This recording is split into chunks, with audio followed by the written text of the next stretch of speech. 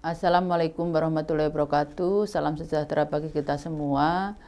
Hari ini kita bertemu lagi di mata kuliah dasar-dasar agronomi. Materi kita pada pertemuan ke-12 ini masih melanjutkan pertemuan ke-11 kemarin mengenai pengendalian organisme pengganggu tanaman yang meliputi gulma, hama, dan penyakit tanaman secara terpadu. Minggu ini atau pertemuan kali ini lebih banyak membahas bagaimana pengendaliannya, karena kita tahu dalam budidaya OPT tidak pernah lepas ya. Jadi salah satu pembatas produksi tanaman adalah OPT yang berupa gulma, hama, dan penyakit tanaman. Biasanya hama penyakit yang menyerang komoditas pada suatu musim sifatnya tetap. Sebagai contoh, padi itu banyak hama werengnya. Kemudian pada musim pancaroba, ulat akan menjadi hama utama pada beberapa komoditas seperti padi, kubis, cabai, dan bawang, sehingga produktivitasnya menurun. Setelah mengetahui hama utama yang menyerang suatu komoditas pada musim tertentu, akan lebih mudah nantinya mengantisipasi ledakan hama tersebut. Jadi sebelum kita mengendalikan, kita harus tahu apa sih yang menjadi hama utama, karena ada hama utama, ada hama sekunder. Menentukan cara-cara pengendalian, ada secara alami, kemudian secara kimiawi. Secara alami, membersihkan lingkungan dari sisa tanaman musim sebelumnya atau rumput liar yang menjadi sumber hama penyakit merupakan cara alami. Melakukan penanaman serempak dan tepat waktu itu juga merupakan cara alami. Langkah ini berguna mengurangi populasi hama karena tidak ada tanaman yang mendahului sebagai pengundang hama. Sementara itu, tanam tepat waktu itu juga bisa digunakan sebagai pengamat atau perkiraan datangnya hama. Menyeimbangkan ekologi itu juga merupakan cara alami dalam mengendalikan hama. Meningkatnya populasi hama bisa dipicu oleh terputusnya rantai makanan. Misalnya pada ulat, dengan berkurangnya populasi burung pemakan ulat akan berkembang lebih cepat. Untuk itu, memperbaiki siklus rantai makanan sangat disarankan, misalnya melepas unggas sebagai pengganti burung, karena tadi burungnya berkurang. Kemudian melakukan pergiliran varietas.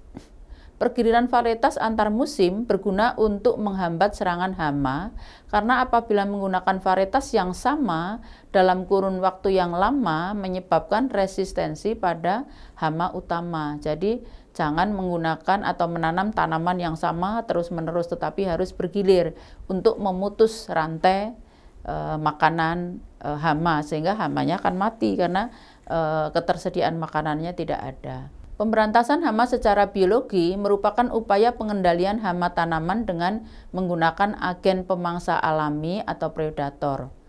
Contohnya, berbagai hewan pemangsa hama tanaman, antara lain ada lebah penyengat, semut rangrang, dan burung hantu. Itu merupakan cara-cara pemberantasan atau pengendalian secara biologi. Ulat kupu Artona diberantas dengan hewan semacam lebah penyengat. Kemudian kutu loncat diberantas dengan semut rangrang. Kemudian tikus diberantas dengan burung hantu. Pengendalian secara kimiawi. Pengendalian hama secara kimiawi merupakan upaya pengendalian pertumbuhan hama tanaman menggunakan pestisida, yaitu zat kimia pembasmi hama tanaman. Pestisida sendiri terdiri atas insektisida, larvasida, fungisida, algasida. Insektisida digunakan untuk memberantas serangga, karena disebut insektisida karena untuk membunuh serangga, insekta. Kemudian larvasida digunakan untuk memberantas larva atau ulat. Kemudian fungisida digunakan untuk memberantas jamur atau fungi. Kemudian algasida digunakan untuk memberantas ganggang atau alge.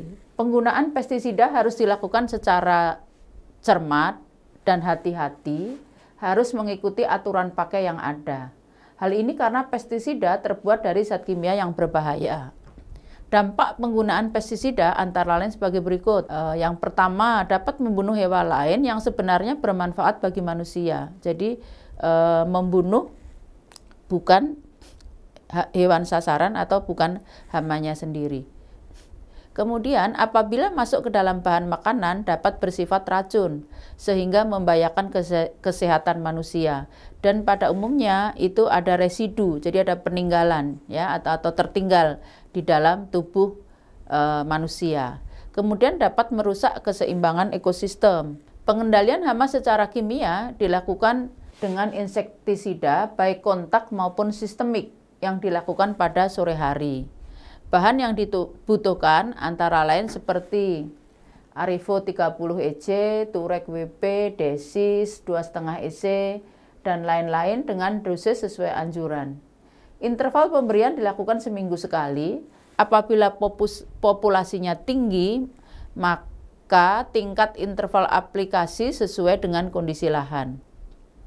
Namun patut diketahui, cara pengendalian ini dilakukan sebagai alternatif terakhir, bukan utama, ketika pengendalian alami tidak dapat mengurangi populasi hama. Cara ini dilakukan setelah mengetahui siklus hama yang menyerang.